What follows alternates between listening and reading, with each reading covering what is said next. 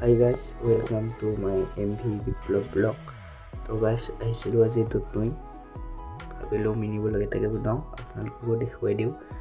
তো guys এই পিছপিনে যি দেখা পাই আছে guys এইটো পিছপিনে এইটো নতুন ব্ৰিজ বনাই আছে। এতিয়া মানে নতুন ব্ৰিজ হ'ব আৰু চাওকচোন আপোনালোকে guys এটা দেখুৱাই দিওঁ।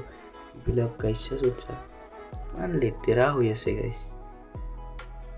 তো আপোনালোকে এনেকুৱা দেখা পাই অলপ এলোকা লাইনে গুহাইবিলাক ভাৱা হয় গাইছ। তাৰ কাৰণে মানে বহুত লেতেৰা হৈ থাকে এইবিলাক। মা কালী হয় আৰু এইপিনে মা দুৰ্গা আছে লেফ্ট চাইডে গাইছ।